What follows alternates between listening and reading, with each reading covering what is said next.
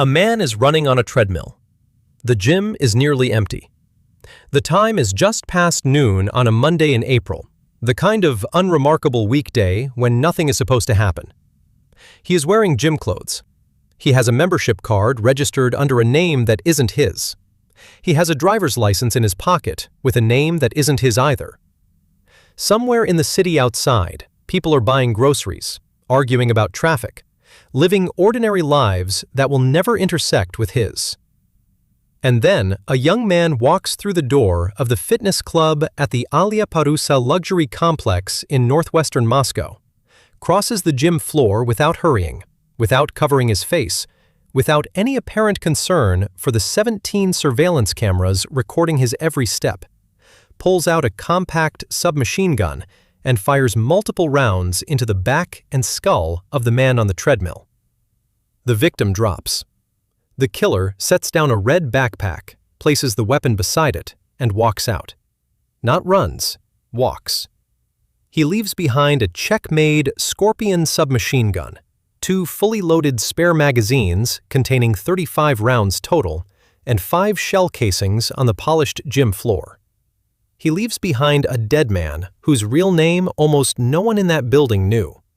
And he leaves behind a question that Russian law enforcement, investigative journalists, and the criminal underworld itself would spend the next several years trying to answer. Who gave the order? The dead man's name was Ali Musaib Ogli Gaydarov. He was 40 years old. In the world he actually inhabited, the one that ran parallel to the ordinary city outside, with its own laws, its own courts, its own system of promotion and punishment, he was known as Alik Ryzhy, Alik the Red. And his death on April 12, 2021, was not a random act of violence.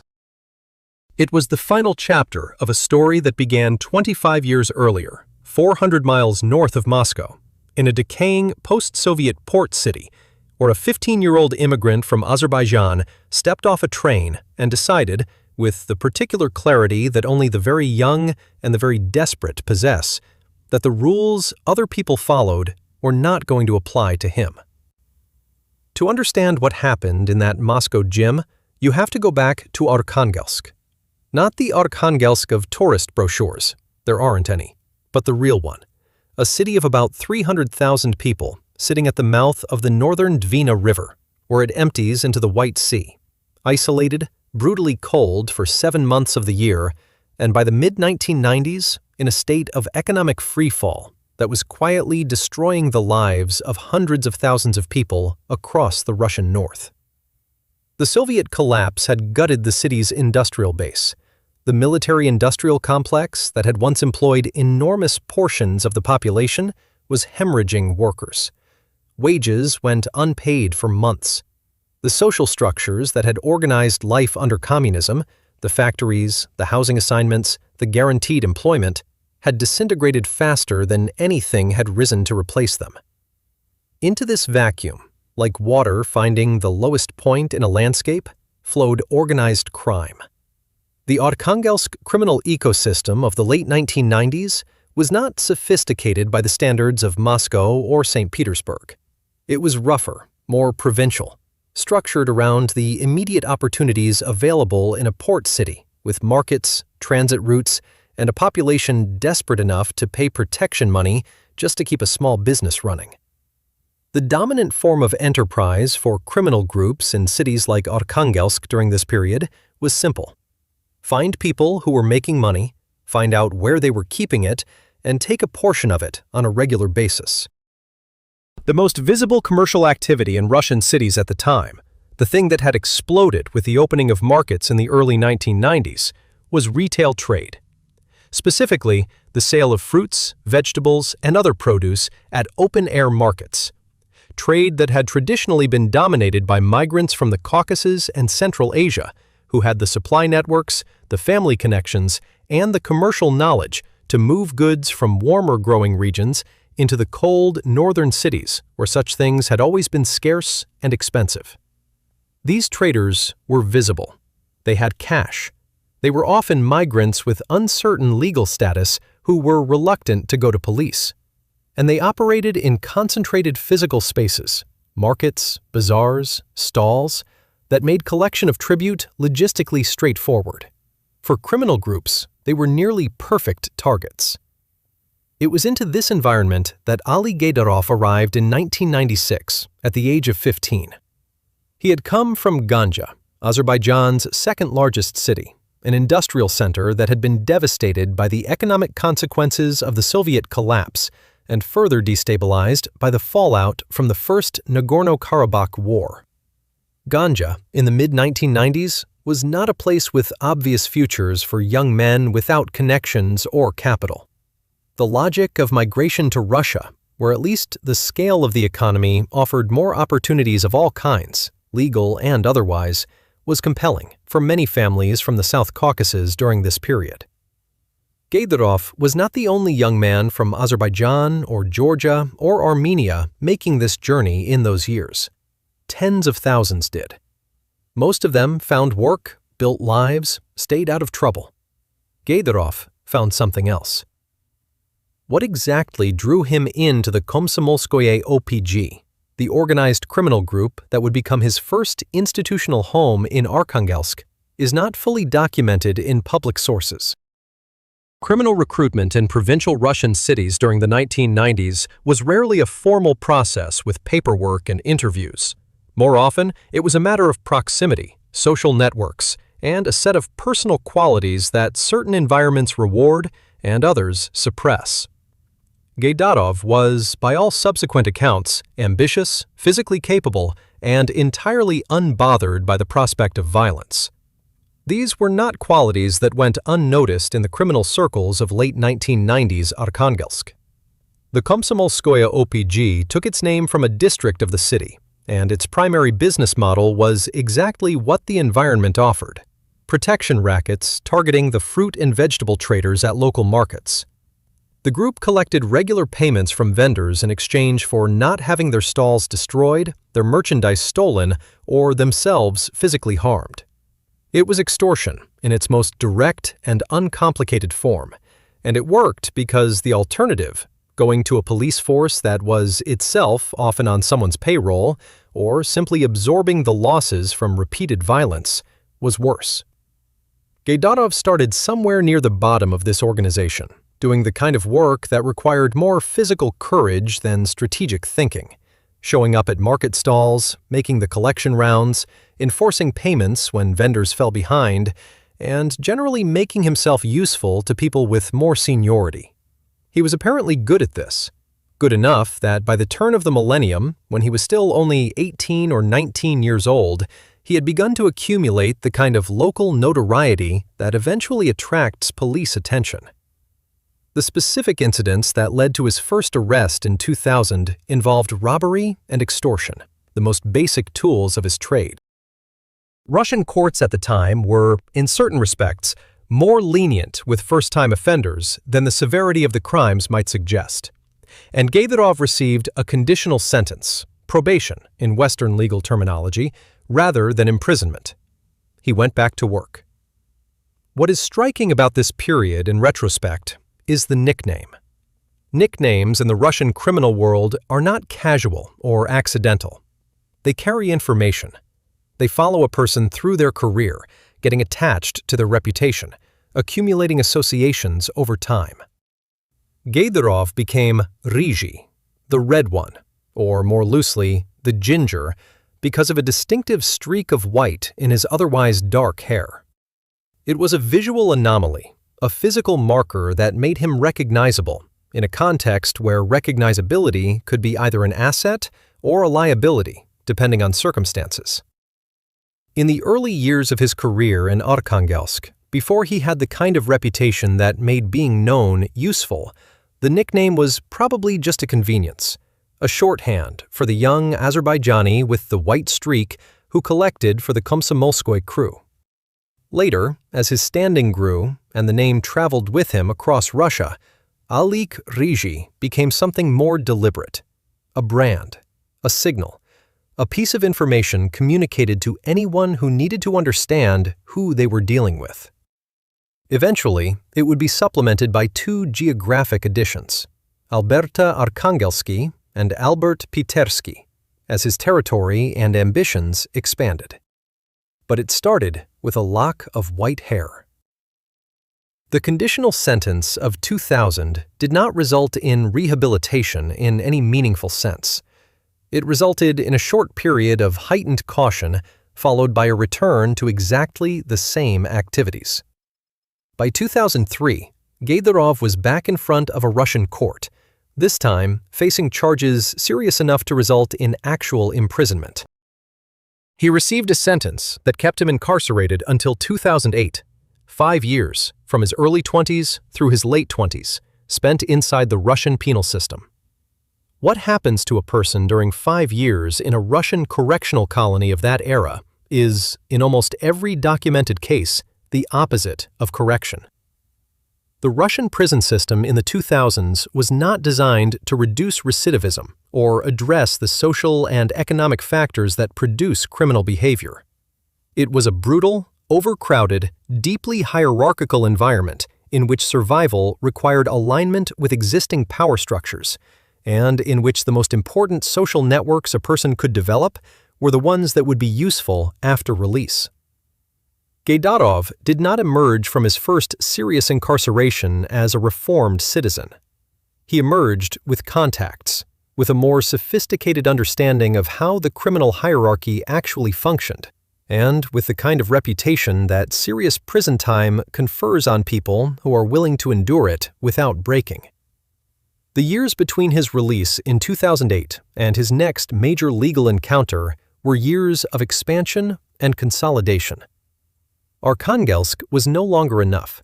The logic of criminal career advancement in post-Soviet Russia, at least for ambitious individuals operating in the Caucasian and Central Asian networks that had come to dominate significant portions of the country's organized crime landscape, pointed consistently in one direction, toward St. Petersburg and eventually toward Moscow. These were the cities where real money was concentrated, where the major criminal hierarchies had their power bases, and where elevation in the formal structure of the thieves' world, the vory zakone system, with its ancient code of conduct and its formal processes of advancement, was actually possible. Arkhangelsk was a place to learn. St. Petersburg was a place to become someone. The vory zakone, thieves in law, represent one of the most unusual criminal institutions in the world, and understanding what Gaydorov was climbing toward requires some explanation of what that institution actually was and how it functioned. The concept of the vory zakone originated in Soviet prisons in the 1930s, emerging from the specific conditions of the Gulag system as a form of self-organization among professional criminals who refused to cooperate with the state, refused to work in prison labor, refused to serve in the military, and refused to have any formal relationship with official society at all. The code that defined thief-in-law status was, at its historical core, a code of total separation from legitimate society. No family ties, no property, no cooperation with authorities under any circumstances. A vor was, in theory, a man who had renounced everything except his criminal brotherhood and its shared values. In practice, by the time Gaydorov was navigating his career in the 2000s and 2010s, the institution had evolved significantly from its Gulag origins. The prohibition on property had long been abandoned. The most successful vory in law were extraordinarily wealthy men with international business interests, properties in multiple countries, and lifestyle habits that would have been unrecognizable to their ideological predecessors. The prohibition on family ties had similarly softened in practice, though maintaining at least the appearance of independence from conventional social structures remained important for reputation. What had not changed, and what still defined the institution in any meaningful sense, was the formal hierarchy, the process of elevation, and the particular kind of authority that vor status conferred within the criminal world. A vor in law was not simply a powerful criminal. He was a criminal who had been formally recognized by the existing community of vory as belonging to that community, a process called Coronation, that required the sponsorship of existing vory and represented a collective judgment about a candidate's character, reputation, and adherence to the code. By 2012, Gennady had accumulated enough standing, enough useful relationships, and enough demonstrated reliability, in the specific terms in which reliability is measured in criminal hierarchies, to be considered for this elevation. The location chosen for his coronation was St. Petersburg, which had become an important center of criminal activity in the post-Soviet period, particularly for networks connected to the Caucasian and Azerbaijani diaspora that controlled substantial portions of the city's wholesale food trade. The ceremony, such as it was, involved a gathering of established vory who could vouch for the candidate and formally admit him into their community. The names associated with this gathering represent a significant cross-section of the criminal hierarchy of the time. Timur Sverdlovsky, Gizo Kardava, Vadik Krasnodarsky, Gela Kardava, Duyake Mzarelua, Artem Lipetsky, Gia Ochamchirsky, Beso Zarandia, Gogi Pitersky, men who occupied various positions of authority within the vory network and whose collective endorsement constituted a binding recognition of Gennady's new status. But the most significant name associated with his coronation was not present in St. Petersburg. It came from further up the hierarchy, from the man who was, at that moment, the single most powerful criminal figure in Russia.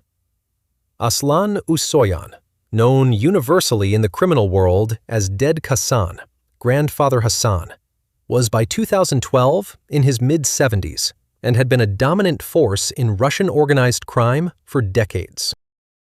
Born in Soviet Georgia in 1937, he had spent years in Soviet prisons in his youth, risen through the vory structure over the following decades, and emerged in the post-Soviet period as a figure of almost unique authority.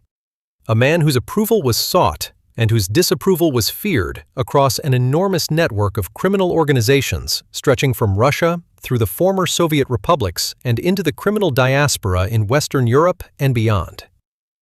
Ded Khasan's power was not primarily the power of direct physical force, though that was available to him. It was the power of institutional legitimacy. He was the closest thing the fragmented, post-Soviet criminal world had to a recognized supreme authority, and his judgment carried weight precisely because enough people accepted that it should.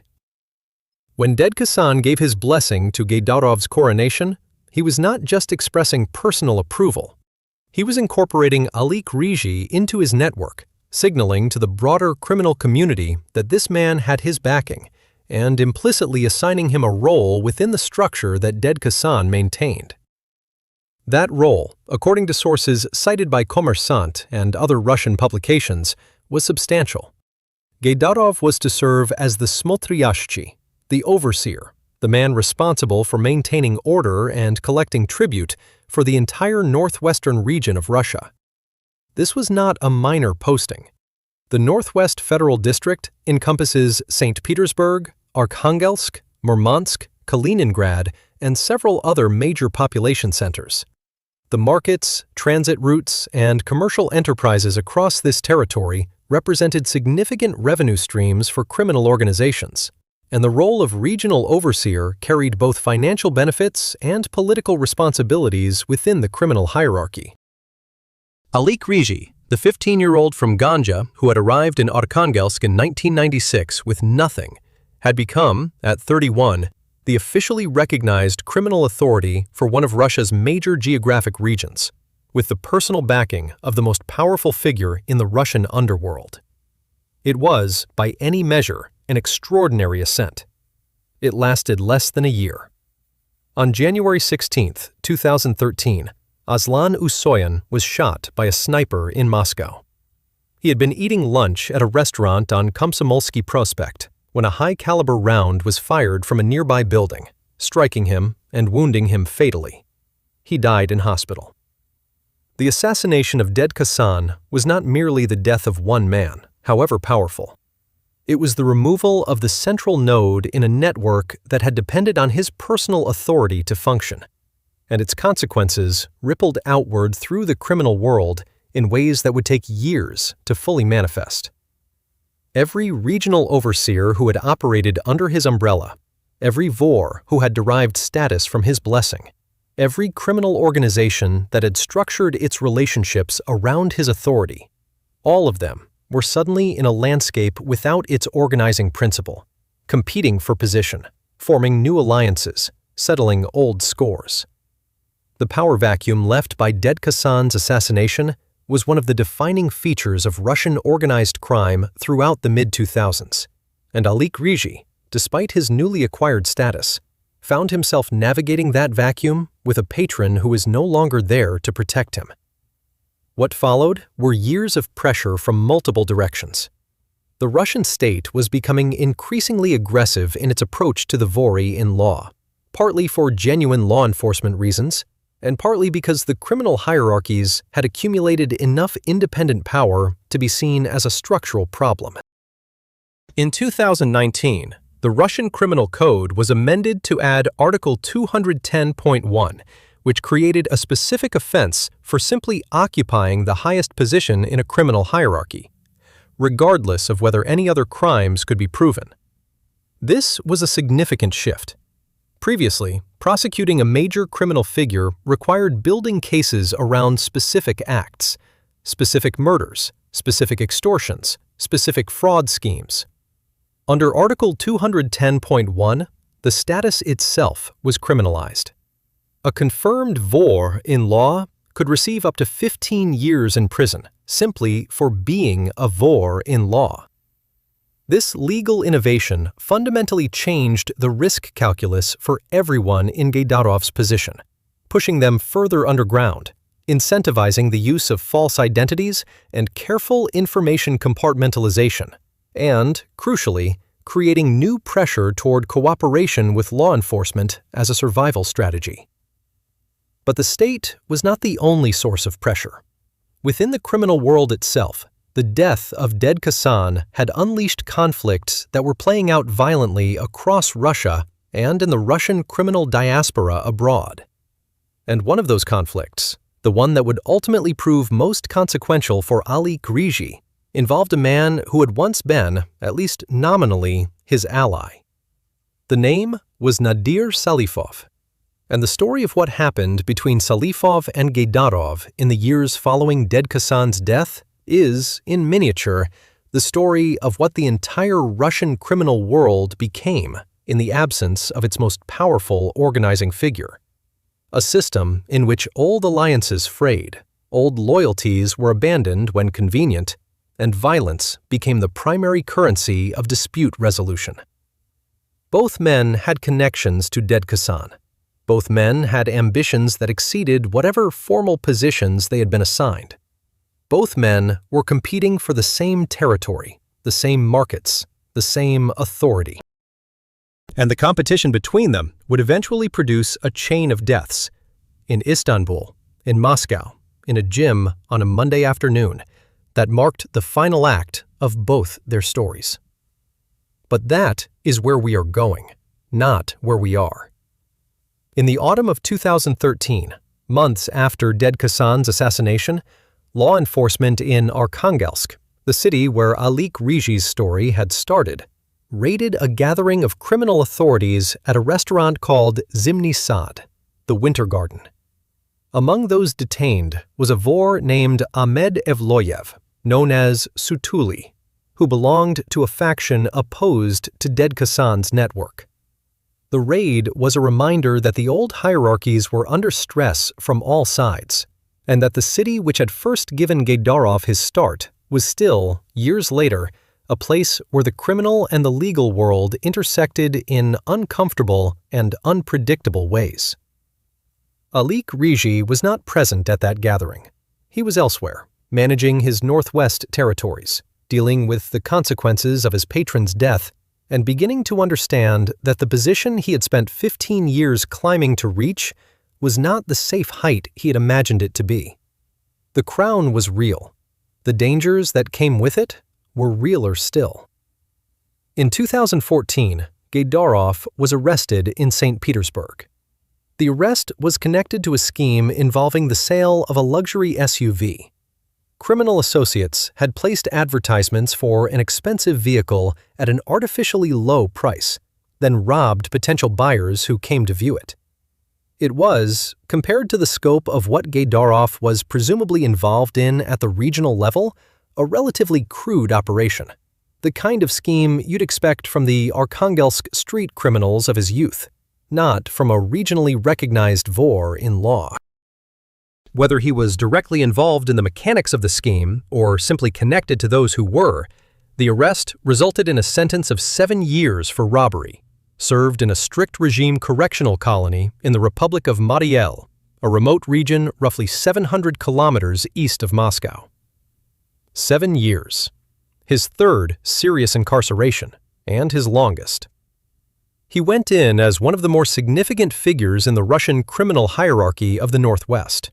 He would come out, in May 2020, into a world that had shifted around him in ways he perhaps had not fully anticipated, and into a set of circumstances that were already moving toward the conclusion that would find him on a gym floor 11 months later. The story of how that conclusion arrived, who arranged it, who carried it out, what it was actually about beneath the surface narrative of a professional hit, requires understanding what had happened during those 7 years of his absence, and what had happened in the months between his release and his death. It requires understanding a man named Nadir Salifov, a prison in Azerbaijan where a crime boss ran a casino from his cell, a murder in Istanbul in the summer of 2020, and the specific logic of vengeance that operates in the vory world, where debt, financial, personal, and mortal, is always eventually settled. The fruit market racketeers had grown into something much larger and much more dangerous than anyone buying vegetables at a Russian market in 1997 could have imagined. And the price of that growth, ultimately, was measured in bodies. Nadir Salifov was born in the same country as Gaydarov, spoke a version of the same language, had come up through roughly the same criminal ecosystem, and had received the same ultimate recognition from the same ultimate authority. In almost every external biographical detail, the two men's trajectories ran parallel. But parallel lines, in geometry and in criminal politics, do not meet. And when the organizing force that had kept them aligned was removed by a sniper's bullet in January 2013, the distance between the two trajectories began to collapse, not into convergence, but into collision. To understand why one of them ended up shot in a gym in Moscow and the other ended up shot in a restaurant garden in Istanbul, you have to understand what they were actually fighting over. And to understand that, you have to understand the business. The word mafia carries cinematic associations: Sicilian olive groves, pinstripe suits, dramatic restaurant executions that tend to obscure the fundamentally mundane economic reality of what organized crime actually does most of the time. The Sicilian Mafia became powerful not because it was glamorous, but because it controlled something everyone needed: the ability to conduct economic transactions with some degree of security in an environment where the state could not or would not provide that security. The Russian vory networks of the post-Soviet period operated on exactly the same logic, applied to the specific economic geography of a country that had undergone one of the most rapid and chaotic transitions from a planned to a market economy in recorded history. When Soviet price controls were lifted in 1992, when state distribution networks collapsed, when the legal framework for private commerce barely existed, and the institutions to enforce contracts were either absent or corrupt, the question of how economic activity could actually happen became urgent and practical. Criminal organizations provided one answer. They offered enforcement, violent, reliable enforcement of informal agreements in contexts where formal legal enforcement was unavailable. They offered protection for commercial operations from other criminal predators. They offered, in short, a shadow governance structure that allowed markets to function in the absence of effective legal institutions. By the time Gennady and Salifov were operating at significant levels within this shadow governance structure, it had developed considerable institutional complexity. The fruit and vegetable wholesale trade, which had been the entry point for both men into organized crime, was no longer a simple collection of extortion payments from individual market vendors. It had become something closer to a parallel tax system imposed on an entire supply chain. Goods moving from growing regions in Azerbaijan, Georgia, Uzbekistan, and other parts of the former Soviet South into the consumption markets of northern and central Russia moved through networks of middlemen, wholesale distributors, logistics operators, and retail vendors. And at each stage of that chain, organizations like the ones Gennady and Salifov had built or inherited extracted payments. These were not modest payments. The aggregate revenue from controlling the wholesale food trade in major Russian cities ran to sums that made the old Arkhangelsk protection rackets look trivial by comparison.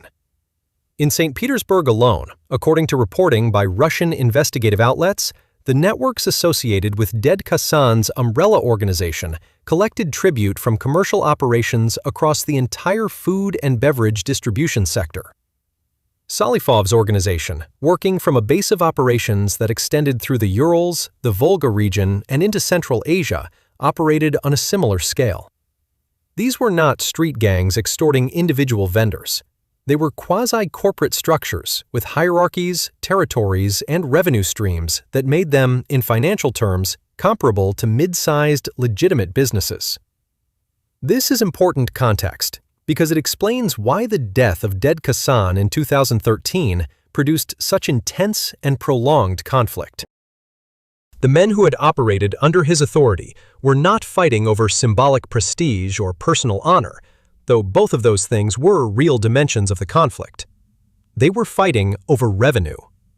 Whoever controlled the northwest region of Russia, whoever held the position that Gennady had been assigned, controlled the taxation of commercial activity across that region's criminal economy. Whoever held the equivalent authority in the Urals and Volga regions controlled comparable revenue. When the man who had assigned those positions was dead, the assignments became contestable in ways they had not been before. The period from 2013 through the late 2000s saw a sustained series of conflicts, some resolved through negotiation, some through violence, as the successors to Ded Khasan's network competed for dominance within the space he had vacated. Salifov's trajectory through this period illustrates both the opportunities and the extreme dangers that the post-Khasan power vacuum created. He had been, before Ded Khasan's death, a significant figure in his own right, a vor in law, with territory and reputation. But he was also, at the time of Ded Khasan's assassination, serving time in an Azerbaijani prison. This did not, as it might in a more conventional institutional context, prevent him from conducting business.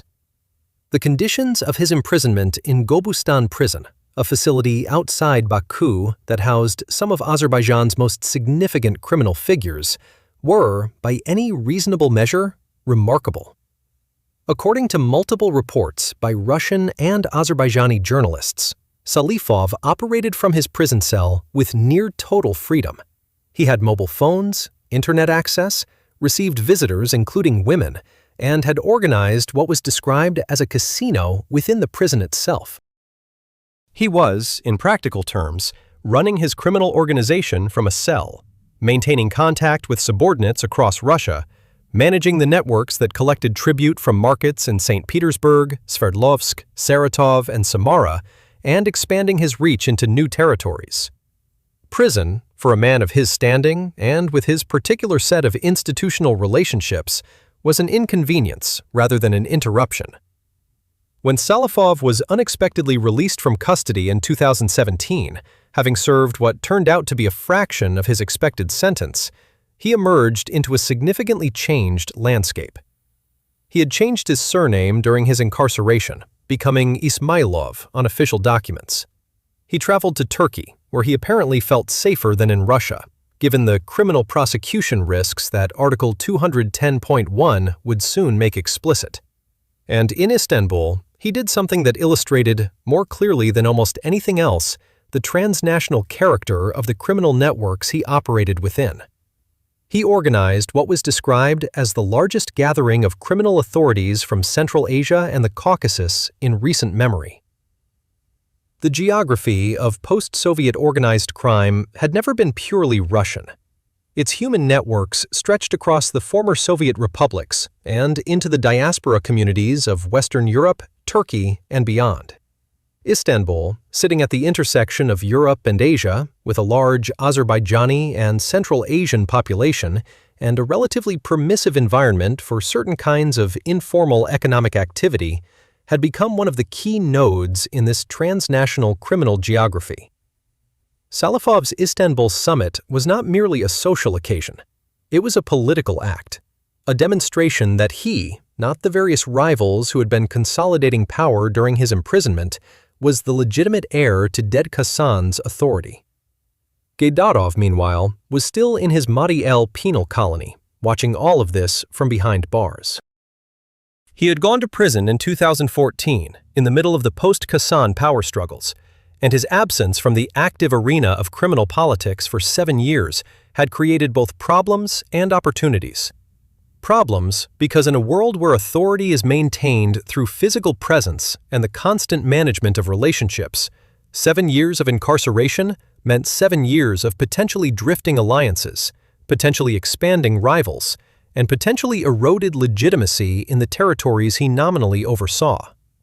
Opportunities because in prison, as Salifov's example demonstrated, a man with the right reputation and the right relationships could continue to operate, continue to maintain networks, and continue to accumulate the kind of obligations and loyalties that would be useful upon release. The Russian prison system was, paradoxically, one of the primary networking environments for the vory world, a place where men from different criminal organizations who would never otherwise meet could form relationships, assess each other, and build the personal connections that the entire system depended on. Whether Gaydarov used his time effectively in this regard is difficult to assess from public sources.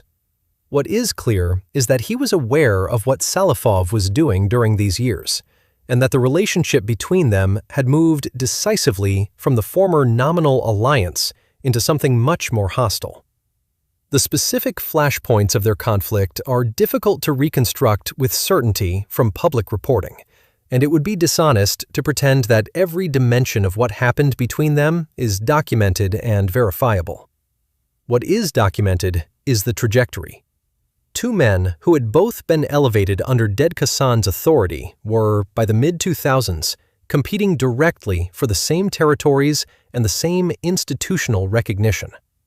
Both claimed connection to Khasan's legacy. Both had networks of subordinates who were, in turn, competing with each other at lower levels of the hierarchy. The conflict played out through the displacement of each other's people from markets, through the orchestration of arrests by leaking information to law enforcement, a technique that both sides appear to have used, and through occasional direct violence against associates and subordinates.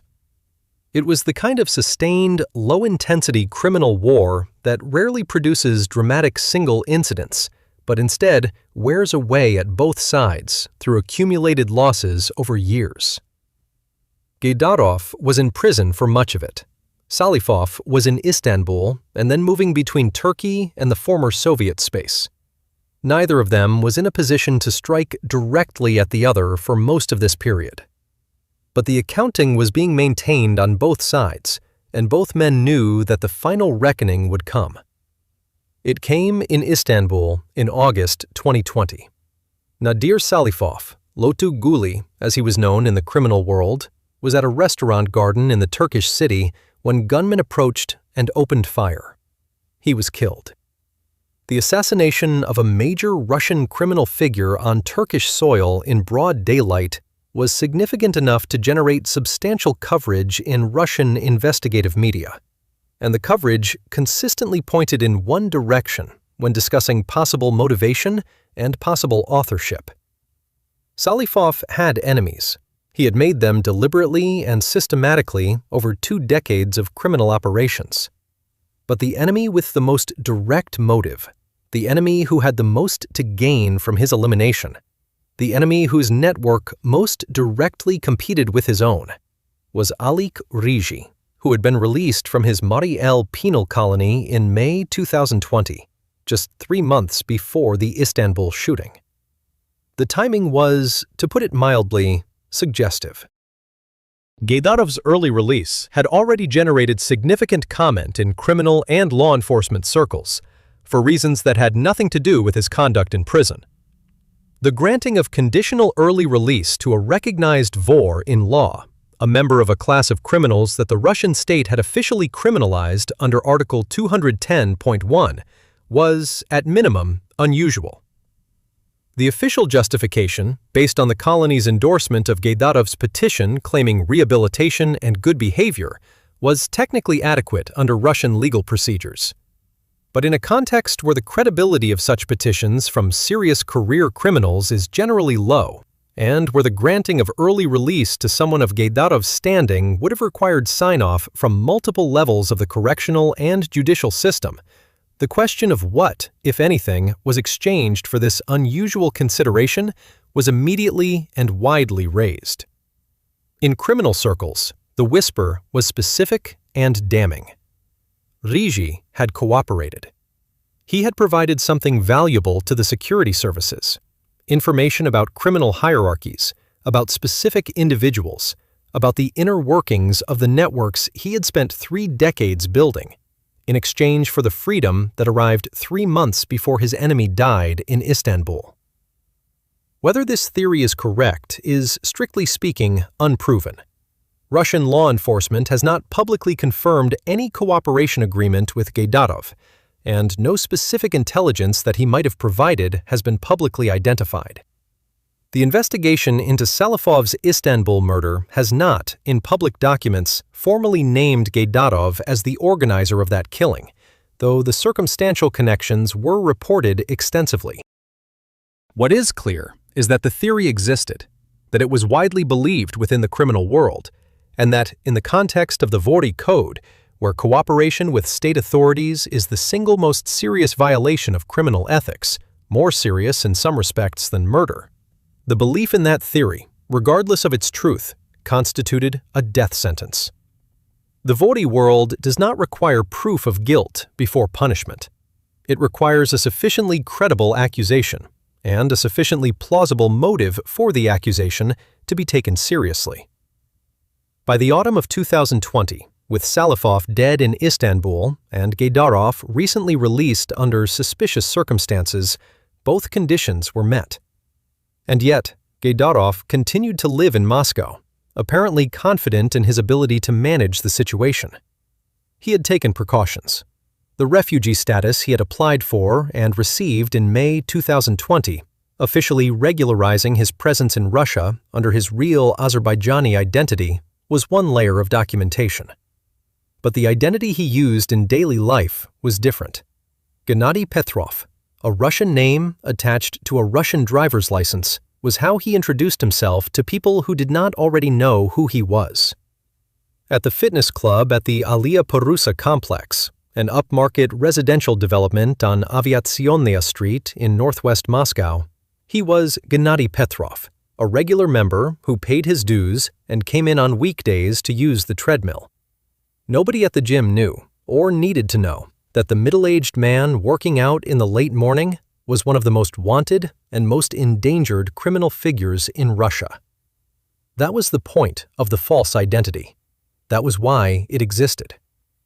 The Alia complex itself is worth a moment's attention, because the choice of residence and the choice of gym are not incidental details. Alia Parusa. The name means scarlet sails, a reference to Alexander Grin's famous Russian romantic novella, is a luxury residential development on the Moscow River, offering apartments that sell in the millions of dollars, a full range of upmarket amenities, and the kind of security infrastructure that expensive residential compounds in major Russian cities typically maintain. For a man living under a false identity and theoretically concerned about being found, it might seem like an odd choice. Highly visible, highly trackable, the kind of address that generates records and creates exposure. But the logic of it is consistent with a certain approach to personal security that high-level criminal figures sometimes adopt. Rather than trying to be invisible, which is genuinely very difficult over the long term, choose an environment that projects legitimacy and respectability. Gennady Petrov, resident of Alia Parusa and member of its fitness club, was a plausible, ordinary, wealthy Muscovite in a way that a man living in a cheap apartment in an outer district and paying cash for everything might not be. The false identity was not just a name on a document. It was a performed version of an ordinary life, sustained across multiple daily interactions, designed to make him unrecognizable as what he actually was. It was not enough. Whoever found him, and the question of who found him and how is one of the unresolved threads that runs through the entire subsequent investigation, found him precisely and completely. They knew his name. They knew his gym. They knew his schedule. Gym members have schedules. They tend to come at the same time on the same days because the whole point of a fitness membership is regular attendance. A man who comes to the gym every Monday around noon is, from an operational planning perspective, almost as predictable as a man who announces his location in advance. And in the criminal world that Gaydarov inhabited, predictability of any kind is a vulnerability that can be exploited by anyone with sufficient motivation and sufficient resources. The killer who walked into that gym on April 12, 2021, knew exactly where to go and exactly who to look for. That level of operational intelligence does not come from random surveillance. It comes from someone who knew Gaydarov's routine, knew his alias, and knew where he spent his Monday mornings. Whether that someone was inside his own circle or outside it, whether the intelligence came from enemies or from people who were supposed to be something else, is a question that the subsequent investigation would begin to answer, but never fully resolve. The man they sent was Matlab Sultanov. He was 38 years old, born in the Kuba district of northern Azerbaijan, and he arrived at the Don Sport Fitness Club carrying a Czech-made Scorpion submachine gun in a red backpack, with 2 additional loaded magazines that he ultimately had no need for. The choice of weapon is itself informative. The Scorpion VZ-61 is a compact, easily concealable firearm originally designed in Czechoslovakia in the 1960s for military and security personnel who needed something small enough to carry unobtrusively but powerful enough to be effective at close range. In Russian criminal circles, it has been used in a number of high-profile assassinations over the years. It is not a weapon you pick up casually. It requires connections to black market arms suppliers. It requires familiarity with its operation, and its choice for this specific job suggests that whoever provided or approved the operational planning had access to professional-grade illegal weapons supply networks. The 2 additional magazines, 35 rounds of ammunition that Sultanov left on the floor of the gym when he walked out, are perhaps the most striking detail of all. You don't bring 60 rounds to a planned assassination unless you are anticipating a significant amount of resistance or a need to fight your way out of a complication. Sultanov brought what he needed for a war and used 5 rounds. The excess capacity was either extreme caution or a very deliberate demonstration of capability. A message sent not just to Gaydarov, but to anyone watching who would understand what the surplus ammunition meant. The killing itself, as captured on the gym's surveillance cameras, was as clinical as any execution on record. Gaydarov was on a treadmill when Sultanov approached him from behind. The shots, multiple rounds to the back and to the skull, were fired at close range in rapid succession. There was no conversation recorded, no confrontation, no apparent hesitation. Gaydarov was on a treadmill. Then he was on the floor. The other people in the gym, Witnesses who would later tell investigators that the sight of a man walking in and opening fire in the middle of a fitness club produced a particular kind of horror that went beyond the ordinary shock of violence. Something about the ordinariness of the setting, the beeping of the treadmills, the ambient noise of weights and ventilation, fled toward the exits. Sultanov did not pursue them. He wasn't there for them. He placed the red backpack on the floor, set the Scorpion beside it, and walked out at a pace that surveillance footage would later describe as unhurried. The entire incident, from entry to exit, took a very short time. The weapon was left behind deliberately. This is almost never done by professional killers, unless the purpose is communicative, unless leaving the weapon is itself part of the message, a way of saying that the people who did this are not concerned about forensic evidence connecting them to the act, because they are not the kind of people who worry about that. On the floor of the gym, among the possessions found with the body, investigators discovered the documentation that told them, in its combination of what it said and what it concealed, everything about the nature of the life their victim had been living. The driver's license bore the name Gennady Petrov. The gym membership was registered under the same name, but there was also a document that bore his real identity, a refugee certificate issued by Russian authorities on May 25, 2020, in the name of Ali Musaibogli Gaydarov, citizen of Azerbaijan. Two identities, both documented, found together in the pockets of a dead man on a gym floor. The refugee certificate is a remarkable document in context. It means that Gaydarov, in the same month that he was released from prison on conditional early release, had also gone through the formal bureaucratic process of applying for and receiving refugee status in Russia, a status that would regularize his presence in the country under his real name while providing certain legal protections. The simultaneous existence of both identities suggests a sophisticated management of legal exposure. The refugee status provided a legitimate legal hook that could be used if he were stopped and questioned under his real name, while the Petrov identity allowed him to move through daily life in a way that was not connected to his criminal reputation. It is the documentation strategy of a man who was thinking carefully about his vulnerabilities. It was not, ultimately, careful enough. In the hours and days following the murder, Russian investigative teams moved quickly to identify the man on the surveillance footage. The footage was clear. Sultanov had made no attempt to disguise himself, had not worn a hat pulled low or a scarf over his face, had simply walked into the camera's view as if daring anyone to identify him. This level of apparent unconcern with identification is either a sign of professional overconfidence or a deliberate choice to be identifiable, which sounds paradoxical but has its own logic in certain criminal contexts. By allowing himself to be identified, the killer sends a signal about the power of whoever ordered the hit. If the people behind this execution are not afraid of being identified, it means they believe they are beyond the reach of the consequences that identification normally brings. The investigation connected the suspect to documents found at the scene, identification papers bearing the name of an Azerbaijani national, Talek Namik-ogli Orujov.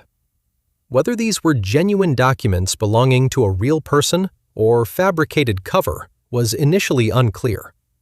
What became increasingly clear as the investigation developed was that the name on the documents pointed, by design or by accident, toward the criminal world that had produced the murder in the first place. The name Namik, in this context, was not neutral.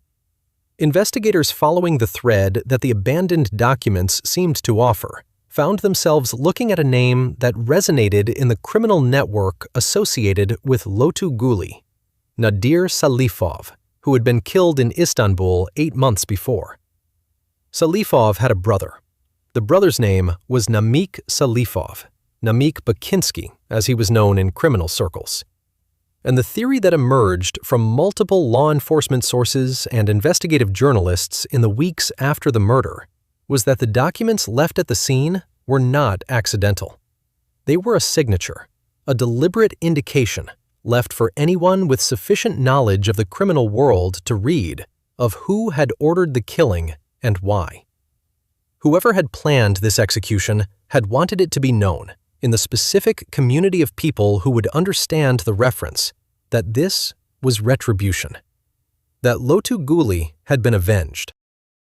That the accounting that had been opened with his death in Istanbul had now been closed, or at least balanced, with a death in Moscow. Whether that reading is correct, whether the documents were genuinely left as a deliberate message, or whether the connection is coincidental or forced, the investigation would eventually determine, at least partly. But in the immediate aftermath of the murder, what struck observers most forcefully was not the forensic evidence or the investigative theories. It was the sheer audacity of the act itself. Not since some of the most dramatic criminal killings of the 1990s had a major criminal figure been executed so publicly, so unhurriedly, in such a mundane and ordinarily secure civilian environment. The Aliye Parusa Fitness Club was not a dark alley or a remote location chosen for its isolation. It was a gym inside a luxury residential complex in a major Moscow neighborhood, surrounded by apartments full of ordinary, wealthy families. The message sent by choosing that location, that time of day, that method, a man shot on a treadmill by someone who walked in off the street, was not subtle. It was comprehensive. It said, "There is nowhere safe. There is no false name that will protect you. There is no gym membership registered under an alias that will keep us from finding you. There is no distance between who you are in the world you built and who you are trying to be in the ordinary world that will protect you from what is coming." Alik Ryzhy had climbed from nothing in Arkhangelsk to a position of real power in the Russian criminal hierarchy, had survived prison 3 times, had navigated the political chaos that followed Ded Khasan's death, had managed a decade-long feud with one of the most dangerous men in post-Soviet organized crime, had gotten himself released early from prison, had built a false identity and a seemingly ordinary life in one of Moscow's better neighborhoods. And in the end, none of it had been enough. The crown he had been given in St. Petersburg in 2012 had not protected him. The powerful patron whose blessing had elevated him was long dead. The false name had not hidden him. And the man who walked through the door of his gym on a Monday in April had not been deterred by any of it. What remained was the investigation, the trial. The question of who, exactly, stood behind a gunman named Matlab Sultanov with a red backpack and a Scorpion submachine gun. The answers that emerged from that investigation were, in certain respects, more interesting than the murder itself, because they pointed not just at the individual who had pulled the trigger, but at a transnational network that stretched from Moscow to Tbilisi to Istanbul to Tambov, and they raised questions about the architecture of post-Soviet organized crime that no trial, however thorough, could fully answer. The gun had been found. The man who fired it had been identified on 17 cameras. But the chain of command behind that gun, who had given the order, who had arranged the logistics, who had provided the intelligence about Gaydarov's location and schedule, was a story that was only beginning to be told. Matlab Sultanov was arrested 3 days after the murder. The speed of his apprehension was, in one sense, a direct consequence of his own operational choices.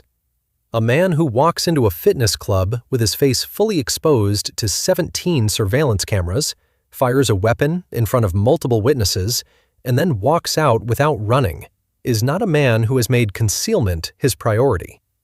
Whether this was overconfidence, professional indifference to capture, or something more deliberate, a calculation that arrest was acceptable given what had been accomplished, is one of the questions that the subsequent investigation and trial raised, but never fully answered.